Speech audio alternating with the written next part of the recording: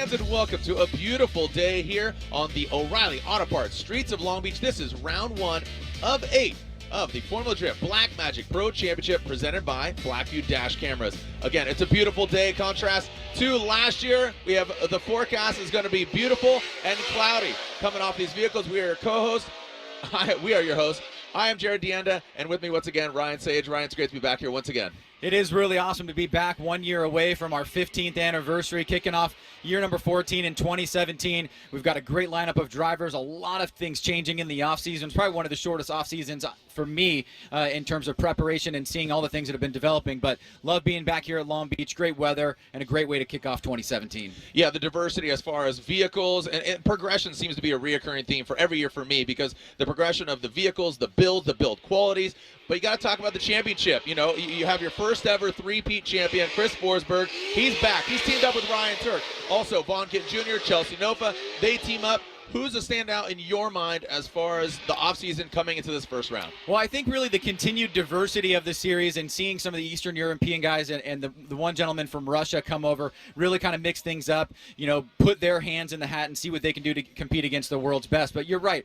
Teams have formed together. They've become more of a business and a competition unit, and we're seeing that with Vaughn and Chelsea, with Turk and Forsberg. Forsberg obviously popping an engine over the weekend, is going back to his V8 motor. So a lot of crazy things happening in this short period of time. Looking forward to a great competition. Yeah, I'm looking forward to the entire season, but it all kicks off here on this iconic track, and it is the Widowmaker. It can make or break you right out of the gate. But Ryan, if you could, let's walk through the event format. So today is our setup day. It's qualifying. All the drivers are competing for positions here, 1 through 32. Each driver will compete in 2 non-consecutive runs.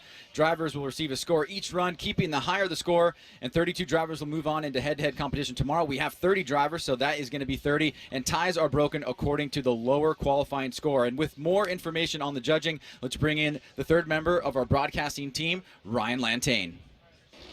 All right, thanks, Ryan. So first of all, while we're looking at the judging criteria, the first thing we'd want to see is the track map itself. So as we bring the track map up, you'll be able to see that we now have sectors. So as we score the track, not only are we scoring the car as it goes through each zone, so the touch and go, outside zone 1, outside zone 2, we're going to actually cover in between those zones as well, just to be a little bit more specific with our scoring, to catch little mistakes that the drivers are making. So we have the touch and go 1 at 5 points, and then if you look at outside zone 1, outside zone 2, both were 10 points each. Touch and go 2 would be 5 points, and the last area would be 5 points. So that covers not only that outside zone or touch and go, but kind of the area before and after as well. So we've got a change in the way that we're judging in terms of sectors as opposed to points on the course, but the points are the same, yes, and style is also the same. So tell us what you guys are looking for in style. So style's still broken down into the same 3 criteria. We have initiation, fluidity, and commitment. You might hear us referring to IFC, and this is what we're referring to during the event. They're all worth 10 points each. Initiation, we're looking for how early the drivers are initiating. We want to make sure they initiate by that the latest initiation point, which is what we tell them in the drivers meeting. We're also looking for how quick they get to angle and how smoothly they do that. On the fluidity side, we're looking for the rotation of the car throughout the course. Does it look settled? Does it look really in control while being very aggressive? And then on the commitment side, throttle commitment, we're looking at how aggressively the drivers will get out to those zones. Are they using the momentum of the vehicle to get out to zones, out to the edge of the track, depending on what track we're at? And just making it look like they're really pushing the cars to their limits. And we've also made a change more in language as opposed to an actual real significant change in the way that we talk about things that might receive a 0. Right. We don't use the term 0 anymore. What is the term that we use, and is there any changes in that category? So now we're referring to things that are incomplete on track. So things that used to be 0s, we now call incomplete. So a spin out on the track would be considered an incomplete. Drifting in the opposite direction that a driver is supposed to be on a certain point in the track would be an incomplete as well. And on the safety side of things and distraction in tandem, hood, hatch, trunk, and or anything latchable basically opening during the run. All right, well, that is a top-line look at the judging criteria here at round 1 at Long Beach. Thank you, Ryan, who will be joining us in the broadcast. But up next, we've got our main event for Friday afternoon as we prepare for qualifying. All right, well, welcome out. We are ready to turn some tires and burn some tires here at round 1 of O'Reilly's Auto Parts, streets of Long Beach. Make some noise real quick, if you will. I want to make sure you guys are awake out there, can hear me, all safe and sound.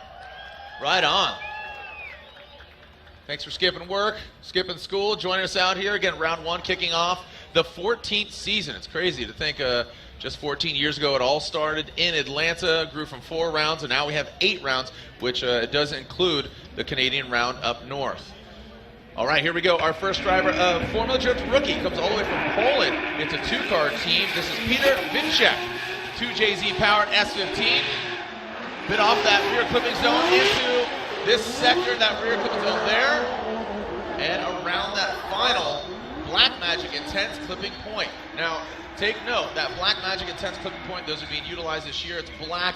It's one of our activations with one of our new presenting sponsors, the Black Magic Pro Championship, and it is not the wall. They have that black, you can see that Black Magic Intense. Ryan, walk us through here with Peter's first ever Formula Drift run. Yeah, Peter's starting off pretty strong here, laying down a pretty smooth and consistent run, and one thing that we'll want to bring in Ryan Lantain about is to talk about the different way that they're judging this course this year in particular. Last year we were using zones and inside clips. This year we're actually using sectors to break up the course. And so, Ryan, what do you see from Peter on his run? All right, it seems that Ryan's mic is having a little bit of issues there, but we'll get him up here in a little bit. But our 3 judges do remain the same. This is our longest running Formula Drift judging staff over the 14-year history. But Brian Eggert, Ryan Lantain, and Andy Yen. Andy Yen, how many years is this? 13 years you've been judging? 13? Because I mean, you 12 years. So you drove for 2 years and then been judging. And we are getting more and more gray hairs. You know, I don't see gray hair on your head, man. Nice. You do have longer hair than previous years.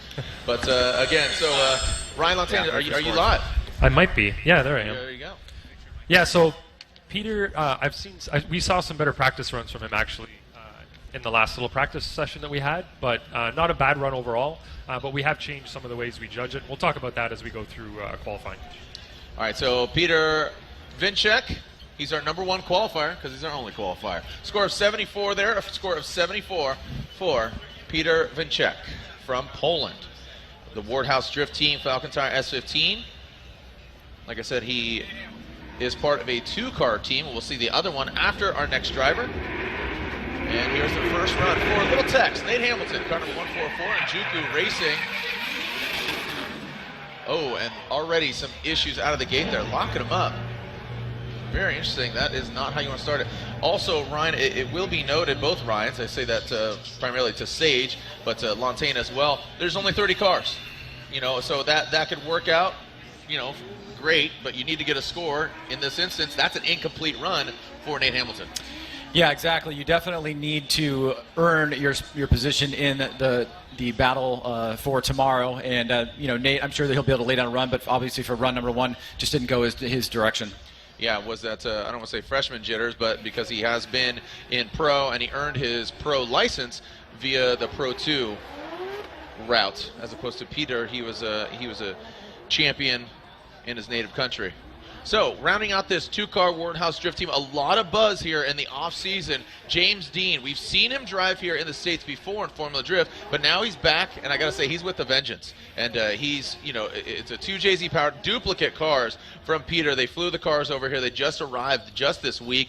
They shook them down. If you watched kind of the buzz in the off-season, you saw, you know, all the internet's blowing up in regards to these guys. But James Dean here on his first Formula Drift run.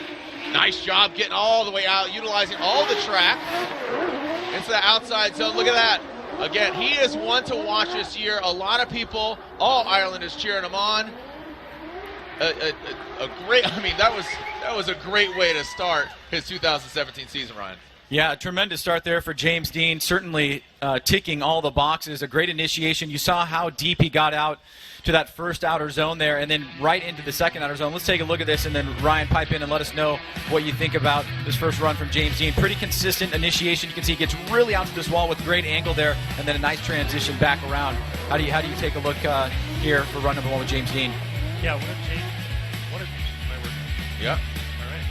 One of James's key attributes, I'd say, is how smooth he is when he's out there on track. And again, right here, very, very smooth. His transitions were pretty flawless, and he got really, really wide out to the touch and go and to outer zone 1, which we haven't seen a lot of people doing even in practice today. So he's one of the guys that was doing a good job of that. How do you obviously you're looking at the run, but how was his approach onto that final front clipping point? Is that where you wanted him? Because you seem to have like a wide swing and then kind of dive in. I know by comparison to last year, is that what you wanted similar to last year, or that run right there? Yeah, we have a touch and go on the wall on the left side just before the inside clip. So as long as they're getting out to that touch and go, they can.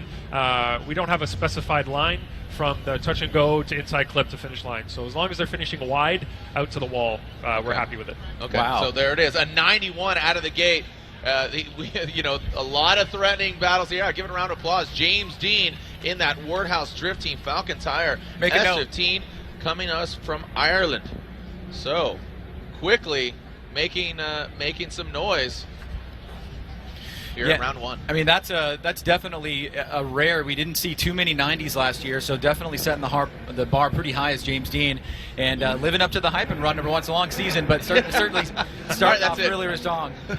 Ireland's like, that's it, give the trophy. Championship's over. It's in the bag, James Dean. Well, Jared, it's interesting. This is one of the first times since, I would say, Daigo Saito in 2012 that we've actually seen a pair of drivers bring the vehicle that they want to compete in from their home country to the U.S. Typically, drivers will come and rent a car, or they may work with another team with a car that's already built. This is a situation where these guys air freighted their car here, the car that they worked on in all offseason, and now they're competing in it, so that's pretty cool. Adding to the international affair coming to us from Russia, it is Gorgi. Gorgi in this NGK Sylvia S15 on Nitto Tires. Nice job, boy. Just bit off a little too much there under the bridge. So Gorgi, unfortunately, that will be an incomplete run. An incomplete run there for Gorgi. Ryan Lontaine just bit off a little bit too much there under the bridge. Yeah, that's something that we saw a lot of last year in competition, was people spinning out in that very same area, and it happens when you're trying to be a little bit too aggressive. We always say we like to see sort of a reinitiation almost under the bridge, but sometimes people throw a little too much angle that they can't quite handle, and it gets out of control just like that. Yeah, and that's we saw that when it comes to head-to-head as well. So things are going to heat up here tomorrow for sure, but great weather. The forecast is awesome. I mean, this is just textbook. Hey, if you haven't already downloaded it, download the Formula Drift app. It has schedule, has info, and it's going to throughout the season, it's just going to get updated with more and more content. We just launched it, so have some patience with it, but it's really cool. Download the app, and it's available in iTunes and Android. Ryan, I see you're actually fiddling with it right now, checking it out. So you can watch the stream live, check it out, see some stats, schedule. Yeah, there's a rewards program in there. You can earn rewards points for doing things at the venue, and whether you're on-site or off-site, send you prizes, really cool stuff in there, so check out the rewards portion of it. Have some fun with it. All right, here we go. This is Rad Dan Burkett, Rad Industries' next entire Toyota Supra, getting out, really dancing with the tires there, staying on throttle, great looking car. He earned his license in Pro 2 last year in order to, as he says, live the dream. All right, there is Rad Dan, as he's simply known, from Washington, now lives in Costa Mesa. As let's take a look at this again here. Lontaine, do you think he went in too hard here? Yeah, a little bit. He was very fortunate. He managed to keep the car out of the tires, and he stuck the run. It's not probably a high-scoring run, but at least he's going to get a score on the board. In terms of commitment and fluidity, the score is going to suffer for sure, and his line score as well. So we'll see how the other judges complete their scores. Yeah, that should be reiterated. Line, angle, style. Line, are you hitting clipping points? Angle, are you getting the car sideways? But style, initiation, fluidity, and commitment. Fluidity is, I think, really important, just to make it look dynamic, make sure you have control, and you're not just focusing on one portion of the track. It's a whole collective piece. Yes, it's been broken up in sectors that you can kind of compartmentalize the scoring system, but overall you need to keep it running fluid all the way through. Ryan, anything else to add to that as far as criteria and what you guys are looking at? Yeah, no, you hit the nail on the head, Jared. That was pretty much it. All right, well, there's Dan Burkett's score, and as you said, Ryan, a 60 there, a 60 for Dan Burkett. Yeah, so he was off 15 points on angle and 10 points on line, so he definitely left a lot on the table, and he only got 15 out of 30 for style. So. All right, so there is Jeff Jones. He is on the line, so we could see James Dean. Yeah, Jeff Jones got some fans out here, and he goes hard, man. In practice, I don't know if you saw, he went hard at the wall here, right in front of the judging stand. Here we go. The Doc X hand-cooked tire. Ooh, nice job. Got the Edelbrock supercharger under the hood. Nice job by Jones. See a little bit of correction there from the front wheel and rotates it around. You hear him lift it to kind of just gain some ground there, wrap it around that final front clip. Jeff Jones putting it down, but he's got an Edelbrock supercharger, which is a new setup for him. And certainly one of the better feel-good stories in professional drifting is watching Jeff Jones really put all the pieces together for his career, spending long nights working hard, doing a lot of things on his own, and now coming together with a great program here. And Ryan, what do you see from Jones on his run #1 here in qualifying? He had a long e-brake pull initiation, and going from touch and go to outside zone 1, he did a good job, but then he didn't seem to have the momentum to get him out to outside zone 2, so he had quite a bit of an e-brake pull to get out to that zone. But otherwise, pretty smooth, no major corrections. He did miss inside clip 1 at the end as well. We'd rather see him a lot tighter on that inside clip and finish wide. He kind of went wide off of that clip and then finished mid-track, so he could tighten things up a little bit at the finish line.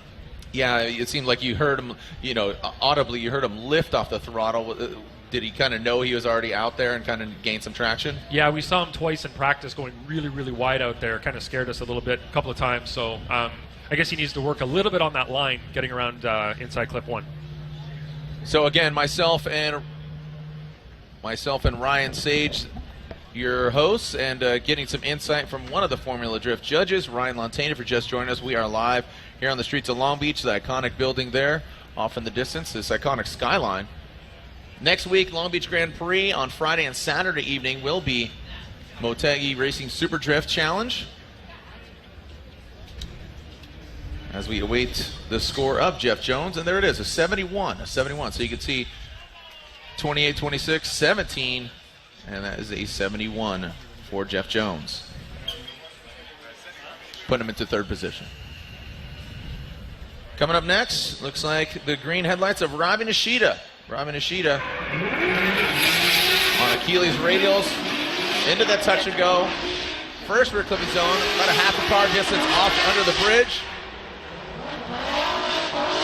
Flew through the course. You can see that smoke trail, the smoke signal letting you know that he's on the throttle, the exhaust note, so good fluidity, but as far as placement of the car, but Robbie Nishida, always an exciting driver to watch. I like his spirit. He's got a great spirit. #1 from Pat Gooden.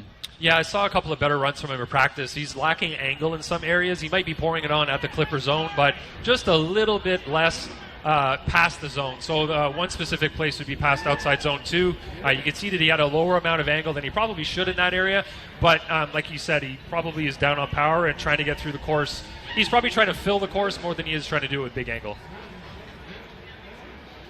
All right, so as we wait for Pat Gooden, all things considered, it is a run on the board. So again, he teamed up with the Huddy Racing, builder of that GT4 586, the Ferrari engine under the hood of the 86 of Ryan Turk. Pat. And there's Pat Gooden, a 78. Look at that, puts him into second position. So nice job there by Pat Gooden. Yeah. All right, so Charles Ng, he's in a new car. We've seen, Charles Ng has seen so many. Oh no, so look at this. Next up was to be Charles Ng, but he is not there. Yeah, we are getting word that Charles Ng is potentially out of the competition.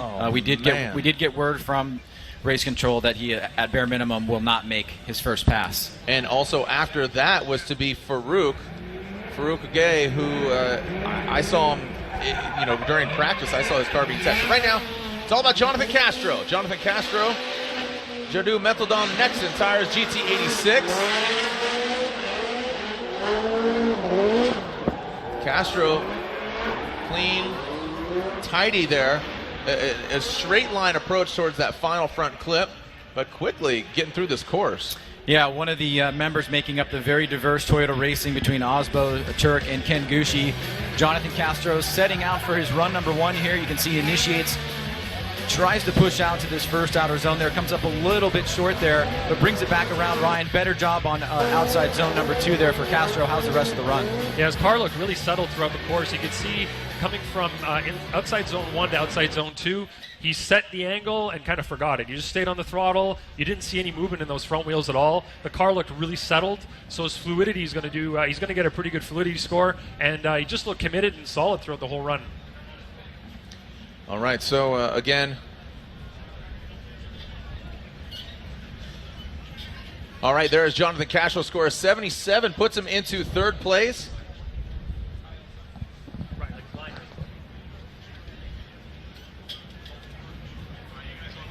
All right, so Jonathan Castro puts him into 3rd place. I like it. Yeah, you know, we talked about progression just on the opening there, but if you look at some of the cars, the 86, you know, Ken Gushi was the first in it. Now they're really becoming common, and I like that. That just shows the progression of parts and readily available. Talk about progression. Kyle Mohan, this thing has seen many different variations, and right now he is he's looking really aggressive. Wow, look at that shimmy there. Ooh, gets out to the touch and go. Whoa! Wow. All right, looks like that will be an incomplete pass, and you saw him on initiation, got out to that touch and go, and I think he puckered up there. He got a little scared. Yeah, he had some good angle coming out of outside zone number 1. Got really close to the wall there, but almost kind of did the opposite that Jonathan Castro did. He did miss outside zone number 2. So, Ryan, were you seeing anything from outside zone number 2? A number, you know, allocation. And there's Alex's score. Look at that. He is tied for first currently with the 91, but again, without going off, he actually takes the lead, because how would it default to as far as he has a 91 similar to James Dean? Well, he may take the lead depending on what his second score is and also what the second score of James Dean is. All right, so they both have 91s. So right now, unofficially, it looks that Alex has the lead, or has the number 1 qualifying position. Right now, Juha Rintanen. Juha. All right, so this is Juha's first one, getting all the way out to that touch and go. Lighten up the necks and tires into the rear zone. Seems that's the Finnish driver. You know, he's a very quiet, calculated gentleman. It's great to see him back here, and you know, he debuted that car last year, and looks like he's got some more seat time.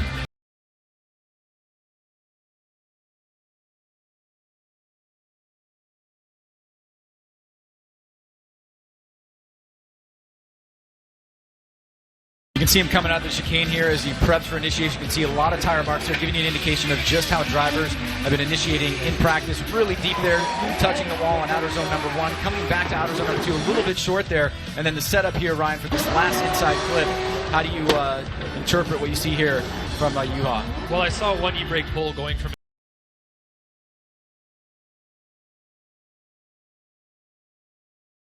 so a little bit reminiscent there of the Solstice from Reese Millen years back, but a good start from Frederick Osbo, and you got to know he's have confidence in his builder. Do we know the specs on the chassis? You say smaller vehicle. Do you mean physically or actually wheelbase? In terms of the wheelbase, yeah. So that brand new Toyota Corolla IM, I think it looks cool. I always like wagons, so it's definitely unique. It's signature. You cannot mistake it for any other car. So the Papadakis Racing team developing that vehicle, and a psycho engine. I don't know if you saw some of the photos. I saw them on Speed Hunters, and Larry Chen posting some photos and videos debuting that vehicle just this week. And there's an 82, so puts him into 9th. Now remember, Osbo finishing 2nd, coming down to that final round, finishing 2nd last year. So your defending champion, first ever 3-time Formula Drift champion, Chris Forsberg. Now Chris Forsberg and Ryan Turk did an Instagram takeover, and I don't know if you took note, but he's back behind the wheel of a V8 370Z. He's planning on debuting a V6 twin-turbo anti-lag setup, but now he's back behind the wheel of the VK56. And Forsberg has had some great success here before. And that NOS Energy Drink 370Z on hand-cooked tires. and brings it around. I mean, that's textbook Forsberg right there. But like I said, in the offseason, changing teams. His car no longer operated by the previous team that took him to a championship. Now he's operated by Nameless Performance, which is the same team that Ryan Turk is operated by. Well, once he made that run in this vehicle here, it's a vehicle that he has to stick with for the entire competition, so we won't get to see the new vehicle run this weekend. But you can see Chris comfortable in the car, doesn't get all the way out to the touch and go. Great job there as he makes that transition back around to outer zone 1 and 2. And Ryan, from your perspective, it looks like Chris pretty much picked up where he left off last year. Maybe not a number 1 qualifying position, but certainly very comfortable in that championship-winning vehicle. That's a good way to put it. Very comfortable. He pushed just enough to get a good score, but I don't think it's going to be the number 1 qualifier at the moment. So, Chris Forsberg awaits his score, and that would conclude everybody's first run. And we'll get to see all the drivers go again for their second run. Thanks for joining us out here again. This is round 1 of the O'Reilly Auto Parts Streets of Long Beach event. And this is the Formula Drift Blackmagic Pro Championship presented by Blackview Dash Cameras. An 89 for Forsberg puts him into that number 5 position. So we have it's not a 3-way tie because there is a points leader, but 3 drivers have a 91. It's really crucial on how well they do on the second run because we have 30 drivers, well, 29 actually right now because Chelsea Denofa was a no-show, Farouk, a couple of drivers. But so again, how many drivers are going to be putting down scores? Going to commercial right break, now, right? Our top 2 drivers will have a bye run. So we're going to take a short commercial break. Thanks for joining us. Jared Deenda, Ryan Sage, Ryan Lantain. You are at the Formula Drift Blackmagic Pro Championship presented by Blackview Dash Cameras. When we come back, run 2 of qualifying here on the streets of Long Beach.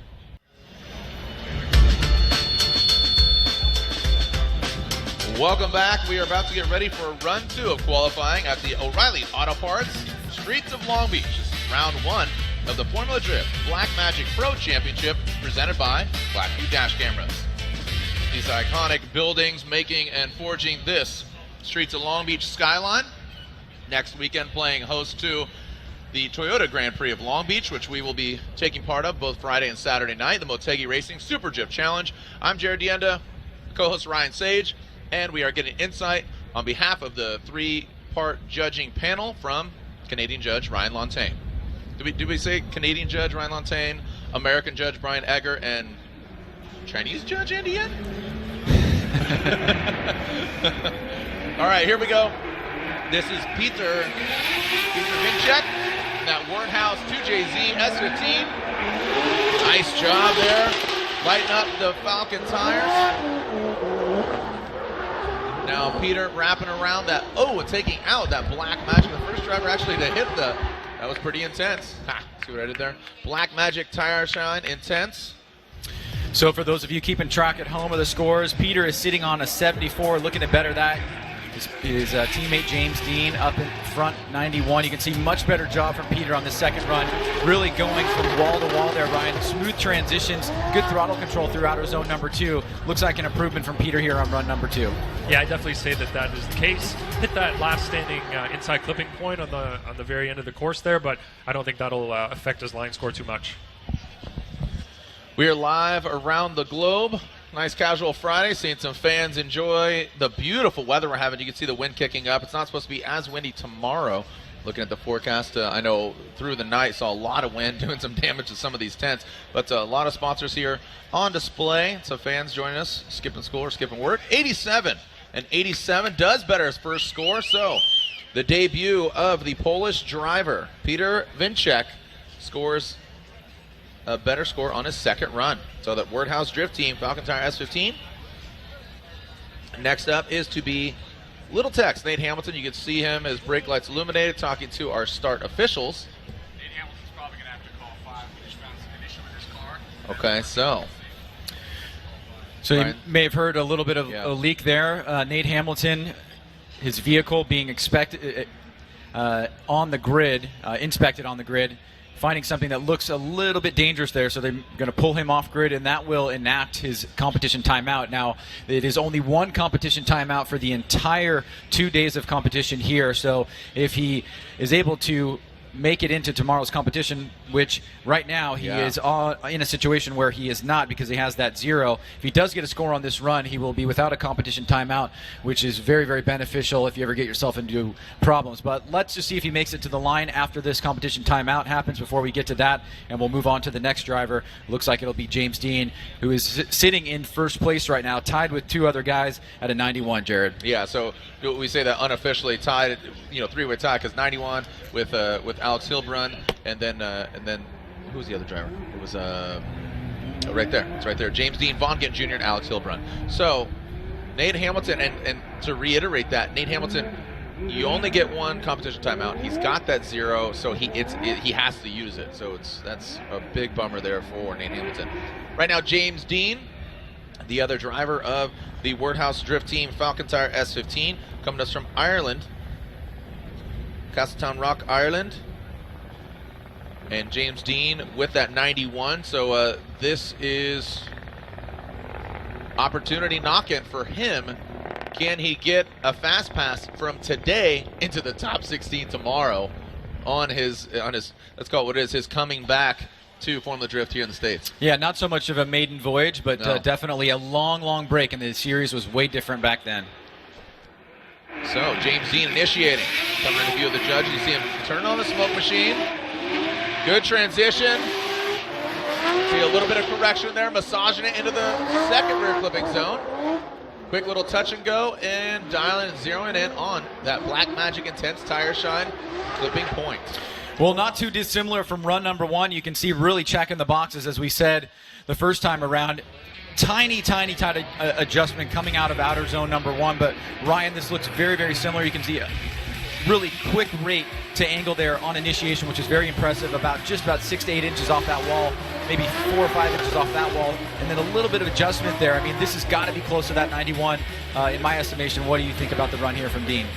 Very, very smooth. Love the transitions. He's getting almost full lock to full lock, wall to wall, which is exactly what we're asking for. Really smooth, like you said. Only one little correction after outside zone 1. So overall, this is going to be probably a pretty high-scoring run. Sam Cascani in the building. Sam's Autoland. How we doing, bud? Good old Samwell. All right, so we are awaiting our next driver, awaiting the score. And there it is. James Dean, a 96. So look at that. Wow. 91, a 96. A definitive strong presence there. But Hilbrun and Vaughn, can they better a 96? That's a big ask. 96s do not happen often. If you follow the series and you know it intimately, just getting into the 90s was challenging last year, and the criteria hasn't shifted so much that it should change the actual numbers. With the judges looking at sectors, in fact, it actually should probably be a little bit harder to get those scores because the entirety of those sectors is being judged as opposed to points and outer zones. All right, so Gorgi, here we go. NGK Sylvia S15 coming up from Russia. Well played there, Gorgi. And around that final clip, this is do or die for the Formula Drift rookie from Russia. He did I'm looking at your notes here, and he did have a 0, correct, on his first run? Yeah, so this is really where a spotter comes in. Settle your driver. Hey, look, you just need to make a scoreable pass. It doesn't matter what the score is. You're going to get into tomorrow's competition. And Gorgi looks like he does just that. No major mistakes. Not a very, very high-scoring run, but he will get into competition tomorrow, and that's the most important thing. Yeah. Gorgi Chipchan. Lantain, what do you make of his second run here? And as Brian was just explaining, he just needed to get a score on the board. Yeah, what I didn't like was the transition from touch and go 1 to outside zone 1. It wasn't the big snappy initiation that we just saw from James, but more of a little bit less angle and almost driving from one wall to the other as opposed to transitioning. So there was that, and then a little bit lacking on angle from outside zone 2 over to the horseshoe. The horseshoe? We've never called it the horseshoe. I just did. I'm sorry. It's an incomplete run. It's a peninsula or a hairpin. The horseshoe exists in Atlanta. And there's the score for Gorgi there. A 73 for the Russian driver. I asked the spotter how to pronounce his name and said, just call him Gorgi. That's it. That's how he's known. Just call him that. Dan Burkett. Dan Burkett here on his second run. Great looking car. Looks the part. Formula Drift Pro rookie. Rat Industries getting all the way out to the tire. You can hear him banging away on the rev limiter. Popping through. Fun driving to watch, like I said. Very good looking. Oh, and taking out that Black Magic Intense Tire Shine clip. Well, he is going to be safe. He's got a 60 on run number 1, so he'll be okay here. And Dan, also one of the few drivers from Pro 2 opting to take that Pro license and come up to the Pro Series. Definitely a big jump, but starting off pretty strong here. Getting a score, getting into tomorrow's competition. So good job by Dan. Makes a little bit of a mistake here towards the end, but he knows that he's got that back up there, and he'll be okay. Car just seems like he's just fully pinned on it. I mean, you could hear the exhaust note, you could see the car. Just needs to just find that sweet spot. So that is an unscorable run on a second run. So that is an incomplete run on a second. But as you said, Ryan, comfortable position. He does have a score. He will be seen head-to-head competition tomorrow. Where he lands is TBD, to be decided. So a 60 on his first run stands to be the better of the two. Jeff Jones, where are my Jeff Jones fans at? I heard you earlier. Picked up a sponsorship from Edelbrock. He's got a supercharged LS now under the hood. And here comes Jones. Touch and go. Snappy transition. Some wavering there. But now gets it dialed into that rear clipping zone. Ryan, you gave him the nickname Relentless, and I think that's really stuck. Just his whole attitude, and as you said, kind of a great coming-of-age story. Yeah, Jeff sitting on a 71. For those of you following at home on the live bracket, you can see initiates here. Big e-brake pull, then a second one here. If you could dissect a little bit of what you see here from Jeff Jones and what he could do tomorrow in his lead runs as a tandem driver, Ryan. His car just didn't look settled as he transitioned there between the touch and go and outside zone 1. He made it out to outside zone 2 really well, but the car needs to be a little bit more settled, so his fluidity score is definitely going to suffer right now, but he's got to clean it up a little bit. It looks like he's on the wheel a little too much and maybe trying to over-control the car. And that's kind of his style, man. I mean, just he's you can't expect anything from Jeff Jones except he just goes all out. Like he's a maniac, man. Just hearing from the technical staff an update on Nate Hamilton, it looks like the issue that he had was just a precautionary one from our tech team that wanted to make sure that the vehicle was safe. It was. He's not going to be charged with the competition timeout, so he will have that for tomorrow. Simply just needing to put a zip tie back in place. All right, so that's good news for Nate, but he still has to have a run. He still has to have a score in order to see tomorrow's action. And the results are in for Jeff Jones is 77. 77 puts him into 15th position. So, as again, reiterate, Nate Hamilton's car is back up and running. He will have his second go. He has a 0 on his first run, so it's do or die for Little Tex Nate Hamilton and the 144 in Juku Racing. S13, here we go. Hamilton, he needs to put a score on the board. Nice job by him. Initiating into the touch and go. Hankook tires being lit up into that rear clipping zone. Very fluid off the line, though, as far as the rear clipping zone, especially on that second one. But he does get a pass, so that, fortunately for him, he'll have some time to dwell on what happened there and what transpired. So Hamilton looks like he will be safe here, Jared, as you mentioned. Big arc into initiation, grabbing that e-brake, heading into the touch and go area here. Tries to get out deep, but not filling it all the way. A little bit better job there on outer zone at number 1, but a bit off there on outer zone number 2, Ryan. On initiation, he had a bit of hesitation. You could see he did a little bit of a feint, and then the car straightened up as he grabbed the e-brake and then went to angle. So he got dinged a little bit on the initiation, but fairly smooth throughout the rest of the course. Ryan, who do you think, like right now, let me just put you on the spot, who do you think is going to win the championship this year? Oh, we're way too early. I don't know. All right, so real quick. Nate Hamilton's score, a 75, puts him into 16th position. So Nate Hamilton with a 75.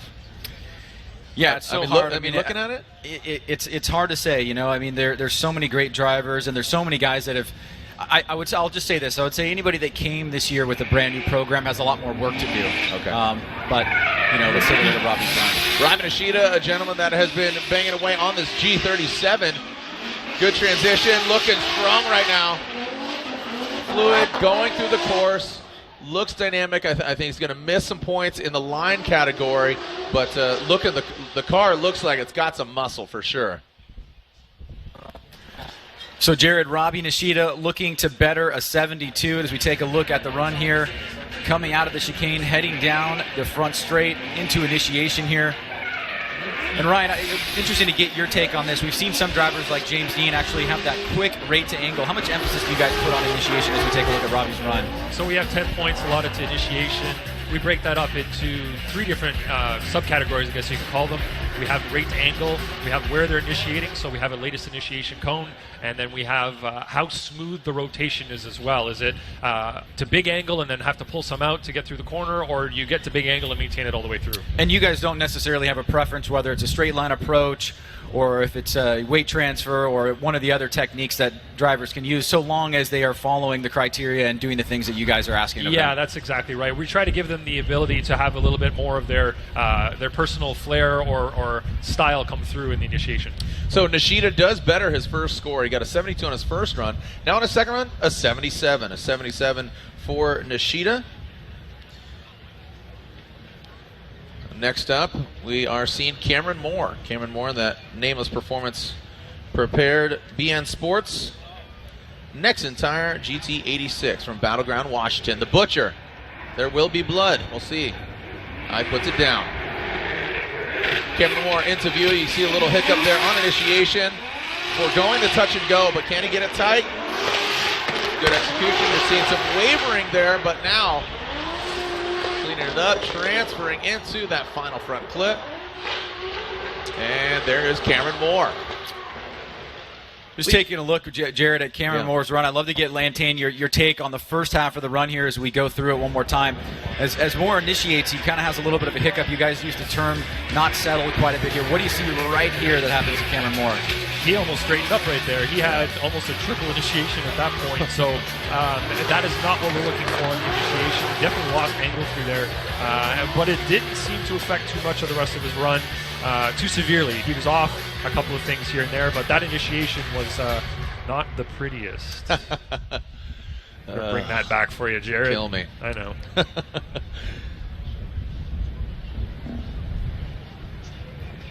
All right, so there you go. You guys are up there on the big screen. So a few fans join us here today. But if you haven't bought your tickets, I'd buy them. I mean, this event has been known to sell out before. So Cameron Moore, and it is a scoreable run on a second run, a 65. His first run, so 65 on a second run. His first score, a 68, proves to be the better of the two, and that currently puts him in the 21st position. So he will be seen head-to-head. But he goes against to be decided. Here we go. So Kyle Mohan with a 0 on his first run. Can he put a score on the board? He's from right here in Long Beach. Wow. Ooh-wee. Oh, man. Kyle Mohan. You know, I'm always pulling for Kyle, man. Him and the Mohan family, they work hard. The dad's, you know, Mr. Mohan, he's running around, and Kyle and his wife, they work hard, and that fortunately they kept it off the wall, but unfortunately that's 2 incomplete runs. Well, the pressure was on for Kyle, and obviously this looks to be more of a mechanical situation, and a big bummer for Kyle. He is a hometown favorite, and unfortunately with those 2 double zeros, he will be out of competition for tomorrow, and what that does, Jared, is opened up an opportunity for another driver to receive a bye in the top 32 competition. Yeah, and we didn't take into account Farouk. I saw him in the stands as opposed to being down there on the track. But Kyle's wife just came over. She's his spotter, and she said car problems. We're having car issues. So unfortunately, Kyle Mohan will not be seeing competition. But right now, it's all about Pat Gooden. Pat Gooden, O'Reilly Auto Parts. Penzo on the front bumper. Black Magic, intense tire shot going in, tapping the wall. And Pat Gooden. So you know what was going on there for sure. He was going for it. He was going for it. That's a great save, though. Do it for Dale, man. Great save. He's about to throw it down. That could have gotten really ugly, but the tire wall did its thing, and I imagine the way that he brought the car in here. Let's take a look at this one more time. See the frustration here from Pat. Now he comes out of the gate here, Jared, just screaming. Yeah. You can see big e-brake pull. Pushes out wide here. Great job. Now watch this transition to outer zone number 1. He hits there, pushes the car around, and does a great save going into the tire wall. And you can see the car drives away fine. He's got his 78, so he's in competition tomorrow. Yeah. But he was out there trying to get that bigger score and put on a show for everybody here watching live and on the live stream. Doing it for Donna. Talking about his mom. I saw his mom out here in the building. Always got to shout out Donna.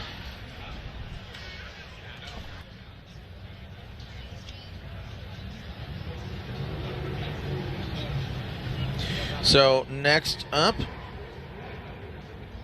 so we are seeing Charles Ng and Farouk, neither driver able to run. So both Charles Ng and Farouk are a scratch, not only on their first run, not only on their second run, but for the weekend. So unfortunately, the Sogun BMW, both BMWs of Farouk and Charles are a scratch. So Jonathan Castro, Jordu Meteldon Nexon Tires, Toyota GT86.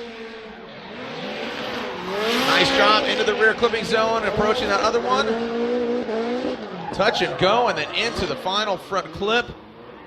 Wraps it around flawlessly on the Black Magic. Intense tire shine front clip. Nice job there by Castro. So Castro, run number 2 in the books for him. Let's take a look at this on the replay one more time. Nice smooth initiation there. Looking to better his first run of a 77. Missing that touch and go a little bit.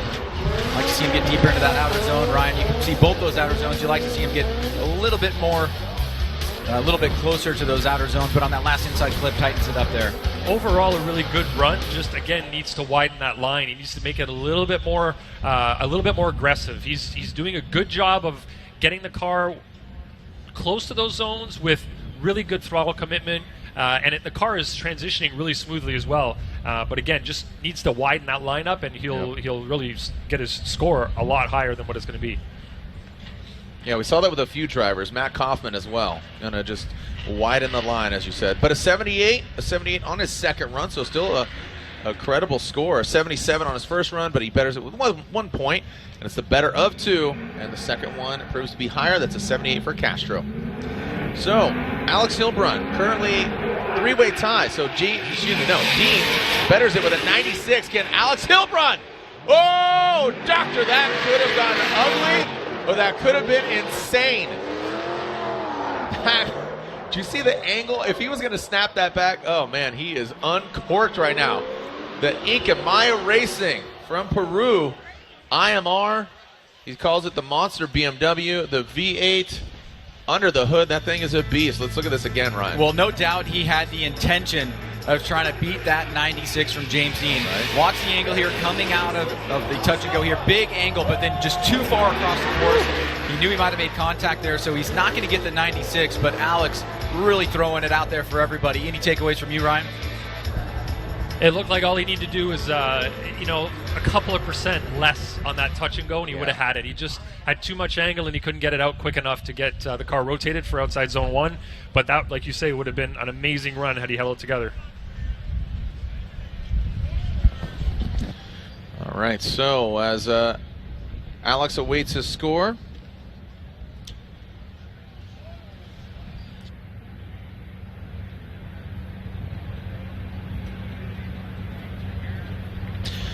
So as you can see, nice mellow day here at the O'Reilly Auto Parts, Streets of Long Beach, round 1. Round 2 traditionally has always been at Atlanta, but this year we actually go to Orlando for round 2 and then up to Atlanta at round 3. And there's Alex Hilbrun's score. So a 68 on a second run. The 91 obviously stands to be the better of the two, puts him into second position. So there will again be a dedicated autograph session after qualifying. That'll be at 4 to 5 o'clock as we advance on Juha Rintanen. Juha Rintanen on his second run. Whoa, look at that. Everybody's stepping it up here as the STR wheels wrapped in Nexen tires make their way through the course. And he pushes that final front clip out of the way. What kind of score did we see from Juha, Ryan, on his first run? So looking to better a score of 83. So a nice score from Juha on run number 1. And there you go in the background. You can see Denofa there. So it looks like he's going to make his pass. Definitely a lot of pressure for him. But let's take a look at Juha. You can see here, not getting out to that touch and go, but right there, scraping up against outer zone number 1. Decent job on outer zone number 2 here. Ryan, from your perspective, if you were to compare on an 83, is he in that range? Is he better? Well, I'd say that he did a better job of calculating where he needs to gain his points, and he's taking, a bit of a hit on the touch and go, which is only worth 5, and going deep into outside zone 1 and outside zone 2, which are both worth 10 points each. So potentially, he's going to better his score in that way. Can Juha better it? We're about to find out.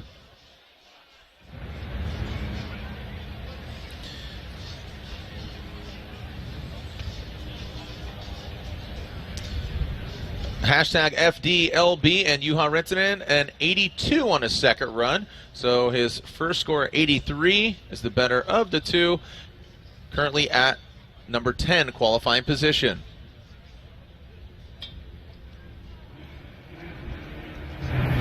And here we go. This should be exciting. This is the maiden voyage for Chelsea Denofa. Chelsea Denofa debuting his BC Racing Nitto Tire Ford Mustang RTR. Rounding out that two-car Mustang team. Chelsea bringing it into that rear clipping zone. Nice job. Really dialed on the line. Oh, and a hiccup there approaching that final front clip. You saw that straight line approach, but he did keep the angle there.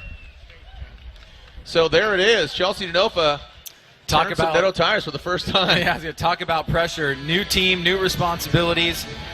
Your vehicle. Your team owner watching on. Better make it, Chelsea. And he starts off real strong right there with a big whip on initiation. He doesn't get out to that touch and go. You can see as he transitions back around here, much better job on that first outer zone.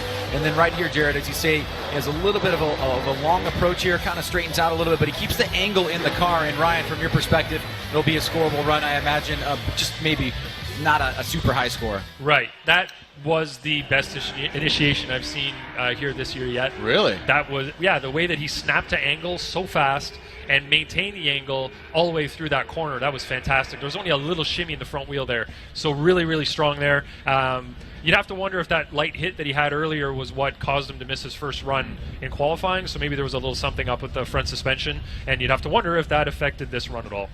And you mentioned that a hit. That was in practice you're talking about. It was in practice. To clarify exactly. Yeah, he had a little, the front end tapped the wall on outside zone 2 just before it, and I don't know how much damage was done, but it could potentially have been what happened. So the total was a 72 for that run, 72 for Chelsea Denofa. Okay, so thank you, Lantain. You're welcome. So 72 for Chelsea Denofa. He does get a score. That means he will be seen head-to-head competition in the debut of him behind the wheel of a Ford Mustang. So rounding out that RTR team, and it's really interesting to see how he's going to drive it compared to Vaughn, which we've seen in a Mustang, and JTP Justin Pollock.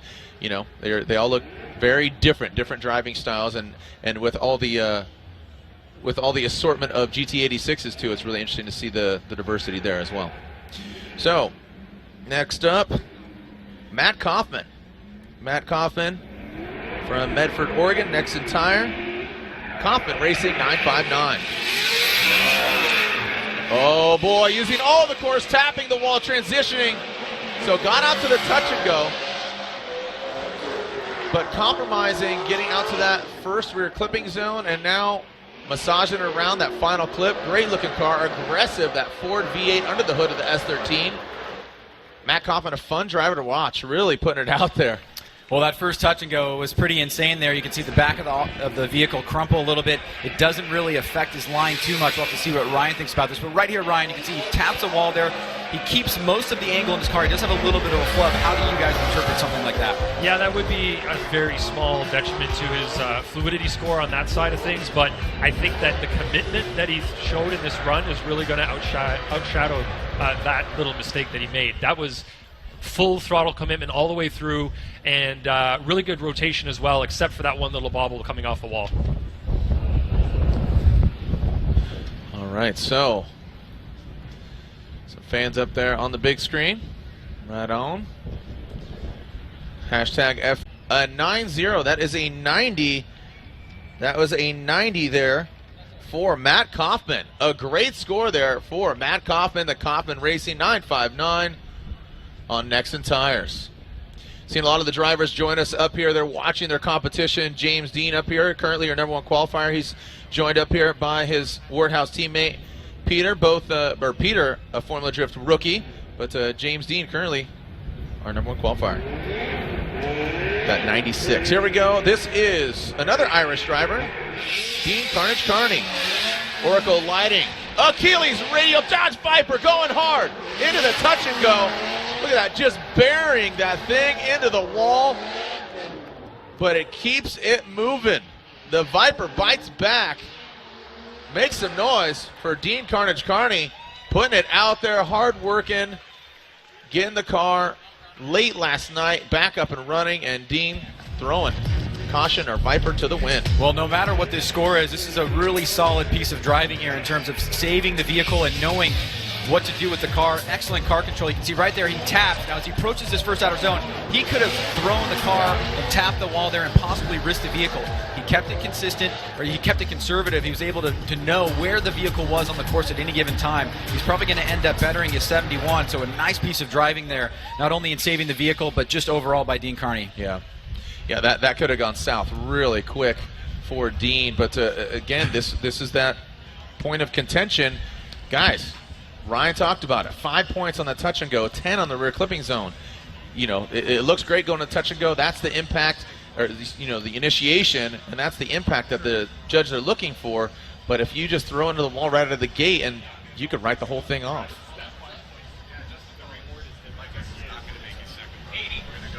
And that is going to be an 80, an 8-0 for Dean Carnage Carney on his second run in the Oracle Lighting Dodge Viper. Ryan, what did we see on Dean's first score again? He had a 71, so he was able to bump it up by a number of points. Okay, so that's good. That's a good confidence builder. The car's running good. It's running right. Next up is to be Mike Essa, but we're hearing that he is foregoing his second run because he does have a score on the board. He does have a pretty decent score on the board, an 81. Not sure why he's departing from the start line there. It may be something with his vehicle, but it sounds like from what we're hearing from Race Control that he is opting out of run number 2, and that'll put us to Justin Pollock, who is the last driver, or the second to last driver in the remaining field that needs a score in order to move on into tomorrow's competition. Yeah, so JTP Justin Pollock has a 0, as well as Daijiro Yoshihara. So those two drivers, these Formula Drift veterans, not having scores. Oh, actually, and Kristaps too, it looks like. Oh, and Kristaps Blus. Yeah, you're right. He's not running a second. He's not running. Did Kristaps have a first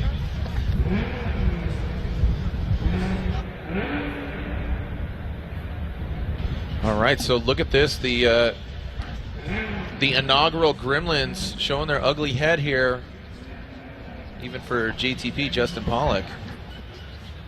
Yeah, I don't know.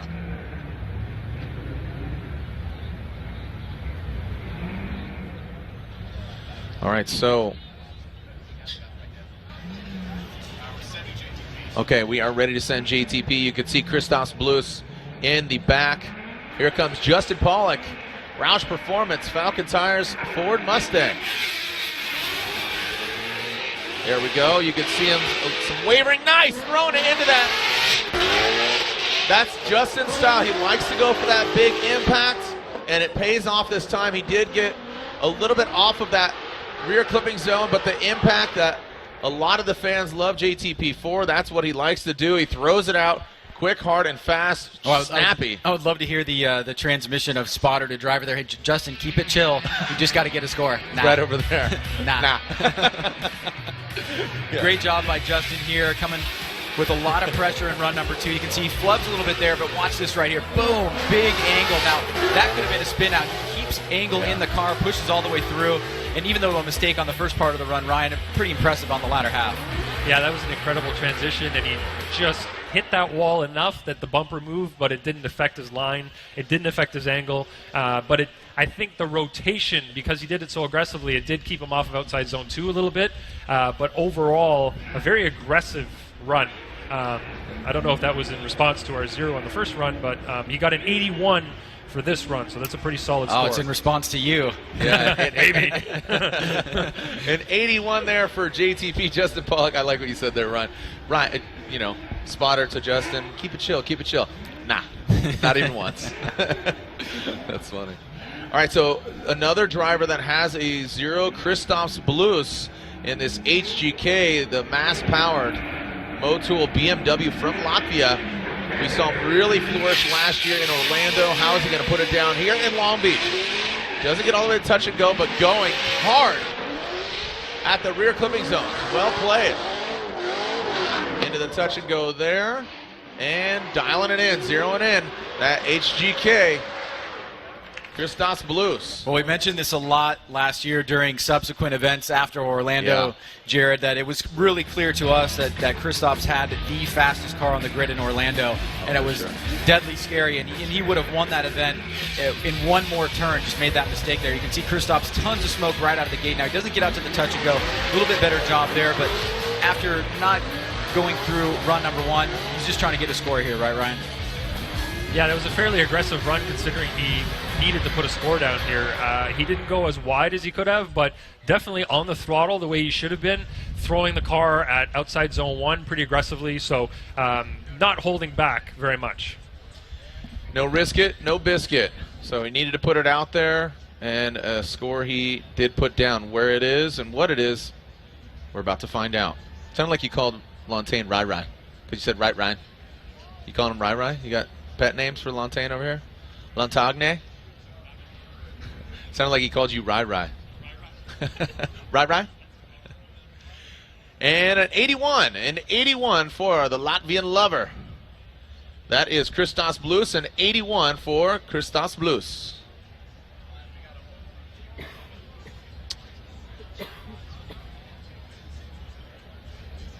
All right, so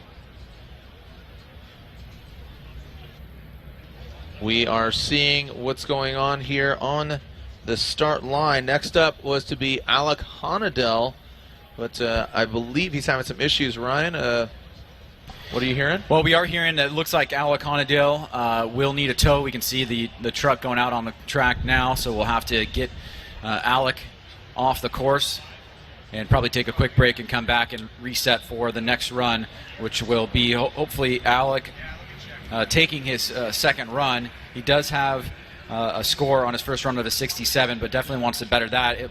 He will probably have to use his competition timeout. Otherwise, we'll move on to Ryan Turk, who's got a 90. Yeah, okay, so, yeah, again, we'll take a quick break here, but just to let you know, tomorrow, Top 32 begins airing at 10:45 a.m. That is local Pacific Standard Time, and Top 16 begins at 3 p.m. Pacific Standard Time. So stay tuned. When we come back, more action here on the streets of Long Beach. So O'Reilly Auto Parts, Streets of Long Beach, round 1 of the Formula Drift Black Magic Pro Championship presented by Blackview Dash Cameras. When we come back, we'll continue more battles here, or excuse me, more runs, their second run of qualifying. Welcome back here to O'Reilly Auto Parts, Streets of Long Beach, round 1. We are definitely making our way through the second qualifying run of all our drivers. And it looks like Alec Honadell, he got towed off, and we will not be seeing his second run. Is that a 67 right there? Yeah, so not the greatest score for Alec Honadell. We'll see if, okay, so he is a scratch. He's foregoing his second run, keeping that competition timeout. We will see him tomorrow in competition. Right now, Ryan Turk on the start line in the Gum Out Nameless Performance Hankook Tires Toyota 86 from New Hampshire. See what Ryan Turk's got here on his second run. He has a 90 on his first run, the 2JZ powered Toyota 86. Initiating into the first turn. Nice job. Transitioning through. Very fluid. You can see some corrections there from the front wheels, just precisely dialing it in and around that final clip. So Ryan Turk putting it down. The 1552 wheels wrapped in hand-cooked tires. Continue through the course. Ryan, is that enough to beat a 90? What do you guys think? Well, he's on a 90 right now, and obviously James Dean is holding strong at that 96. I don't think this is going to do it. Just didn't have kind of the dynamic nature that James has had. He got really close to that first outer zone. Decent job on that touch and go, and really ticked all the boxes here for Turk. It's going to be close to his first run. We'll see how it goes. Ryan, any comments here from Turk on run number 2?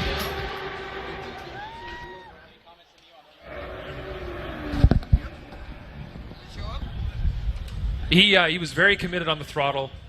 Car rotated really well. He filled the zones pretty nicely. Andy said, what did you just say? Pretty gorgeous lock. That is a direct Andy quote from the angle judge. Lock? Yeah, gorgeous lock. Okay. So that was... Talking about his hair? That's his lock of hair? Not locks. Lock on the front wheels.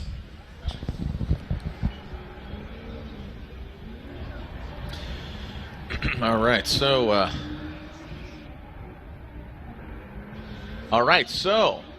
Ryan Turk's first score a 90, and now his second score a 96. A 96 for Ryan Turk. Puts him up in the mix, so that puts him into the number 2 position, given that James Dean had a 96 and a 91, and now a 96 and a 90. So the combination of those two scores equate to Ryan Turk unofficially being at number 2 position. All right, Sage, here we go. Ken Gucci finished 7th last year. Gretty performance. Next in tires. Boost Brigade. Oh, 86, shutting her down. Ryan, you're talking about at media day, just strengthening the car, making it just more dialed, strengthening the points of I don't want to say weakness, but the points that gave them problems last year, chasing those down. He does have a score, but it's unfortunate what happened here. Yeah, I mean, even as you strengthen the vehicle where you saw weaknesses, gremlins can always rear their head and things pop up. But they said they really focused on, hey, these are the things we had problems with last year. How can we either mitigate those to the best degree possible or come up with a solution that's going to be able to strengthen them so we have more confidence? And Ken feels really strong about the car. He's got an 86 on his first run, so he's certainly up there in the top 10, top 5, and he will shut it down for run number 2, and we'll move on to our next driver. And this is the final remaining 0 of the top competitors, or excuse me, the top 30 competitors that we have here is Daijiro Yoshihara. So big pressure here for him as he tries to complete run number 2. All right, so we are, and here we go. This is Daijiro Yoshihara, his second run, turn 14 distribution.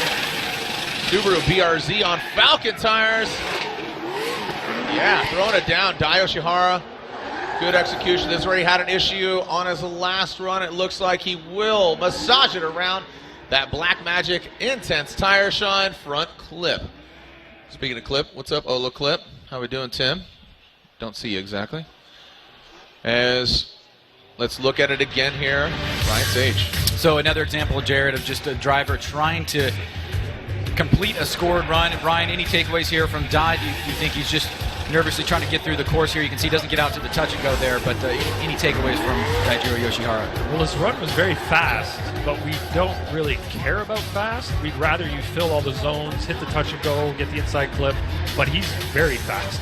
He did miss, like you said, quite a few of those zones and outside zones and touch and go areas. So his line score, I think, is going to suffer. He had pretty good angle. His fluidity was good, and he was pretty committed throughout the course, but he could widen his line to really improve that score. Ryan, here we go. We are waiting for Dai Yoshihara's score. Then... All right, Dai Yoshihara with a 78. A 78 on his second run. A 78 on his second run. So a good score there for him. We are getting now into the top 5 drivers from last year's standings. And you can see the teal and blue twins. But I don't say twins. They're not identical because Matt Field with the neon yellow mirrors and kind of lip liner there. And then Odie Bakshi's with the orange. So, Matt Field, 777, the Beast from the Bay. Here we go. Supercharged V8 under the hood. Ready to throw it down. The drift cave, the caveman into view of the fans. Coming down the chute, under the bridge. Some angle there from Field. Shallowing up there on the rumble strip. And shedding some weight there. That back bumper just flying off. All right, so clean up there on aisle 10. Let's take a look at this run again here, Ryan. Well, Matt Field also sitting on a pretty solid score here. Looks like an 85 on run number 1. But I don't know that he's going to get back up there. He may be close, but he does not get out to that touch and go. Snappy transition there, but Lantini doesn't get all the way out to outer zone 1. And you really need to do that in order to maximize points.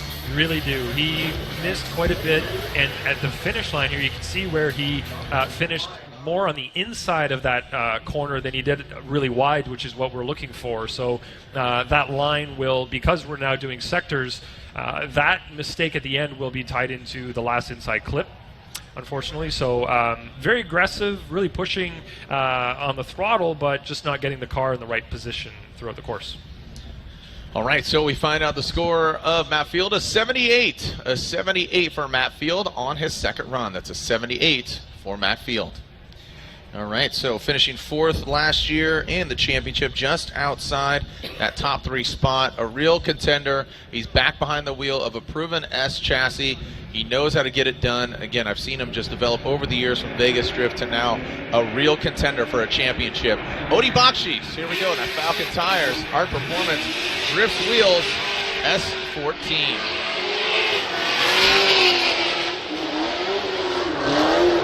Beautiful day to roll down the windows and open the sunroof as Odie Bakshi's. You get a great shot. Look at him just massage that thing right around the front clip and really garnering some applause from the fans here in the building. Well, you can tell on initiation, Odie really pushes hard here. He tries to go right to lock, doesn't get all the way there, and he has to throw some e-brake in it, but pretty impressive there on initiation from Odie and wrapping back around here just a bit off that first inside clip. What do you think Odie's approach was here, Ryan, and what do you have to say about run number 2? Yeah, it was a solid initiation. Did miss a couple of zones here and there, but overall really settled. The car looked really comfortable. He looked comfortable in the car throughout the course. Just could have been a little bit tighter on the wall on a couple of different areas. Okay, so we are waiting for Odie Bakshi's score. And we'll get into the final 3 drivers. An 86, an 86, an 86 for Odie Bakshi's.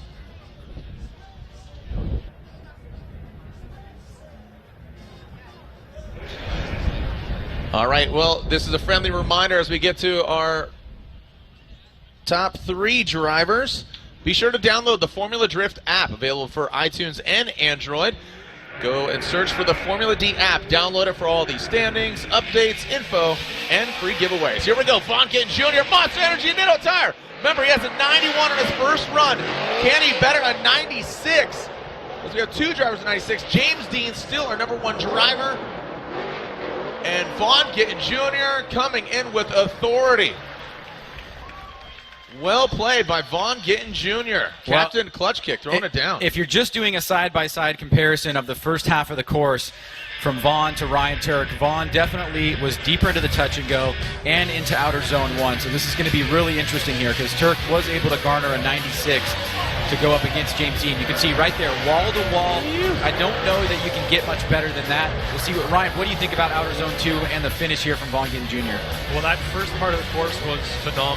Wall to wall, looked like lock to lock, no lift on the throttle, no e-brake. That is exactly what we're looking for through that sector. Outside zone 2, he might have been a little late getting into it, but he got pretty deep into the zone. And then the final part of the course didn't look too bad. Anything from you, Andy, on the line? Nothing. Pretty smooth, right? Yeah. So I think he's going to have a pretty good score on this one.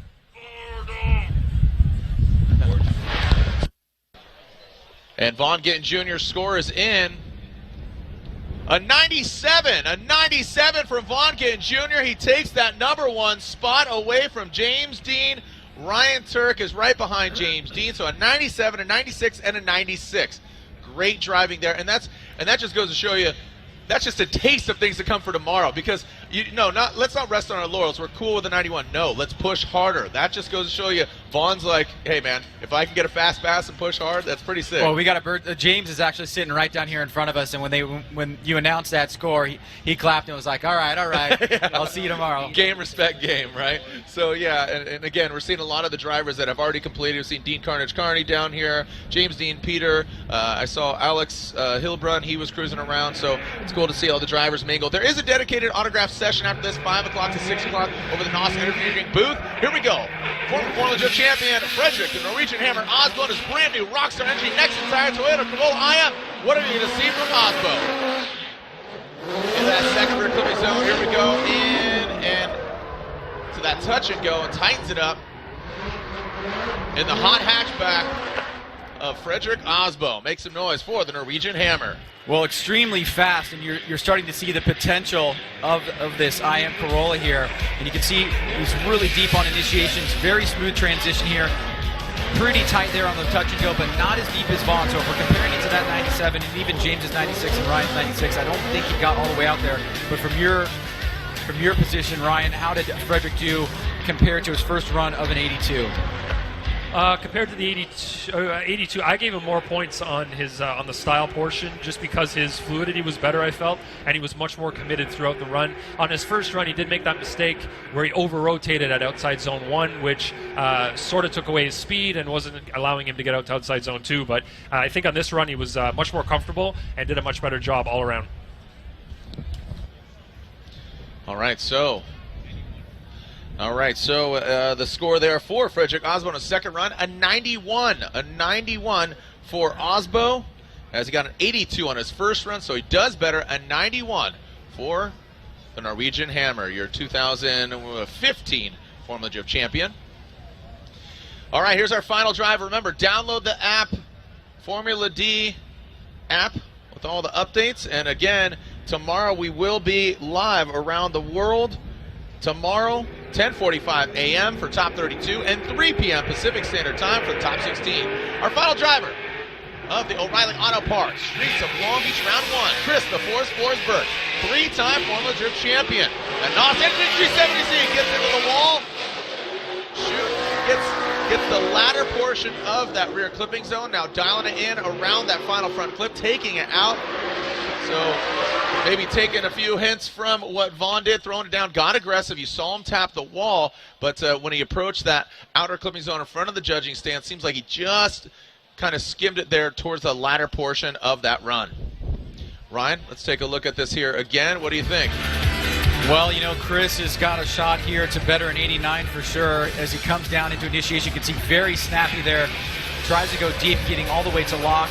Pretty good job right there on the touch and go. Excellent here on that first outer zone. Just taps it there, but he does go very late into that second outer zone, Ryan, and I have to imagine that will be a slight deduction. Yeah, and I think that stemmed from hitting the wall at outside zone 1. It seems to have kind of interrupted his rotation. It didn't straighten him up, but it stopped the car from rotating fully, and then it got him offline a little bit, which sent him a little bit late into outside zone 2. But that was a really aggressive, good run otherwise. Probably.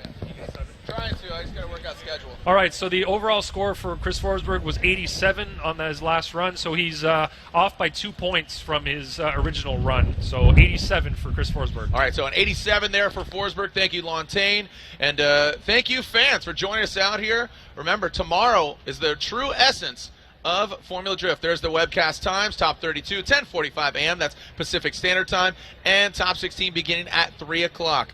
Ryan Sage, any parting comments or expectations for tomorrow? No, looking forward to a great day. Looks like we're going to have some awesome weather. Got a stacked field of competitors, and obviously from what we saw here in qualifying today, it's going to be an amazing tandem tomorrow. Well, thank you for our judges. Thank you to the fans. Thank you to Ryan Sage. I'm Jared Dienda. We'll see you guys tomorrow. You saw the times.